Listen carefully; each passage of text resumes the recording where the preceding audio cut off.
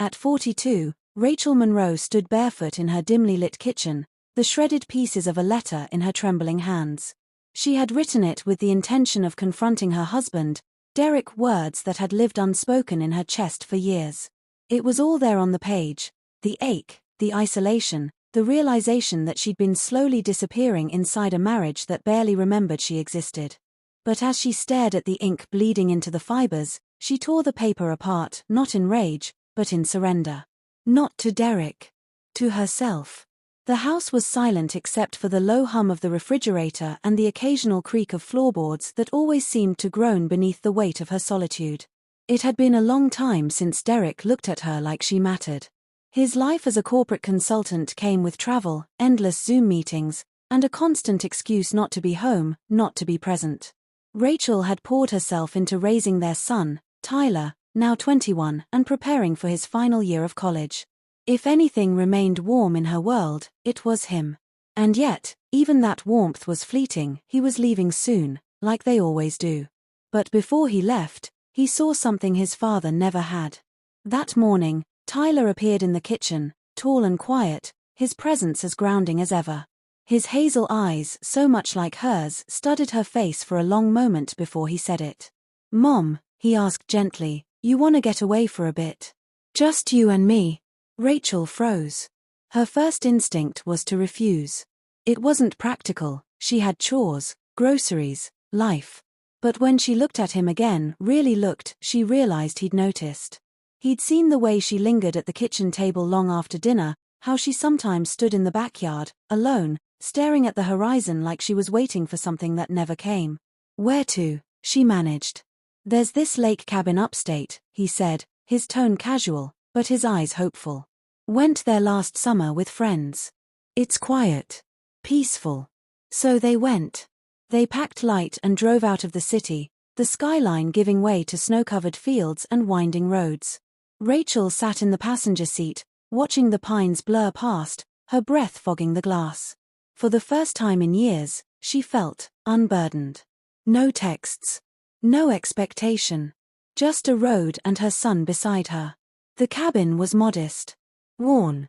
A fireplace of stone and old armchairs that sighed when you sat in them. Rachel stood in the center of it all, still wrapped in her coat, unsure how to let go of the weight she'd carried for so long. That night, snow fell slow and soft. Tyler built a fire. She made ramen on the stove. And as they sat by the hearth, sharing a meal in near silence, something shifted.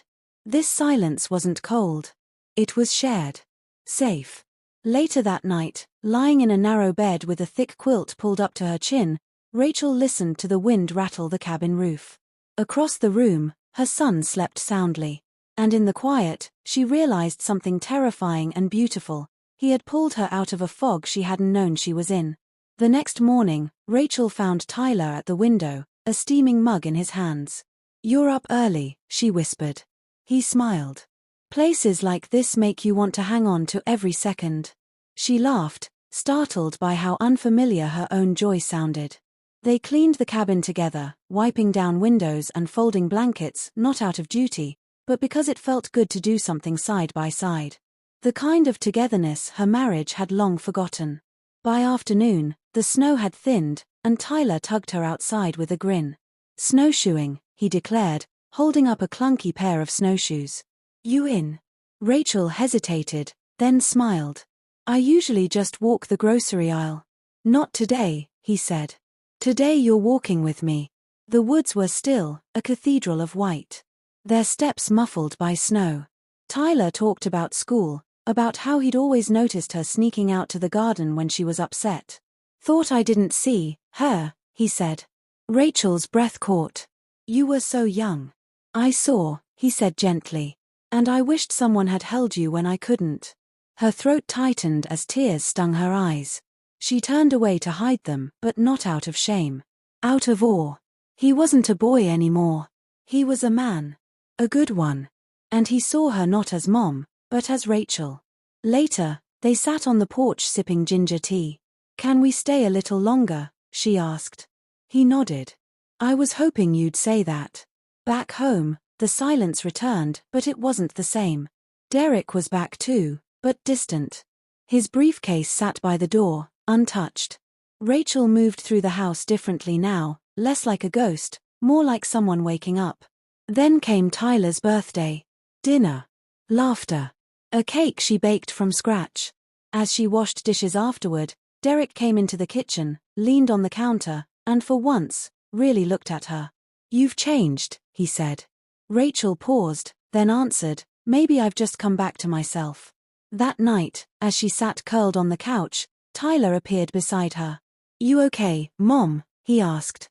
"I don't know," she said honestly. "But I think I'm starting to be." And then came the call.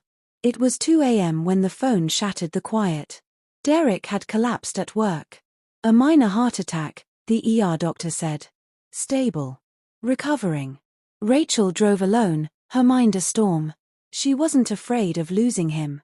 She was afraid he never really saw her, not even now. But as she stood at his bedside, Derek looked at her, really looked, and whispered, "I'm sorry. For everything." She didn't cry. She didn't forgive. Not yet. But she sat beside him. Not out of duty. Out of humanity. In the weeks that followed, Derek worked from home. Quietly. Tentatively. Rachel kept her distance, but something about the space felt less hollow. One afternoon, she asked, "Did you know how lonely I was?" He nodded slowly. "I did.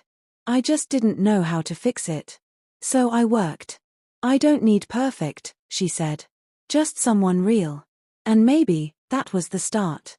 Tyler came home from class to find them eating dinner together. Not laughing. Not dramatic. Just present. His eyes searched theirs. "You too. You okay?" Rachel's smile was tired, but true. "We're talking." Tyler nodded, eyes glassy.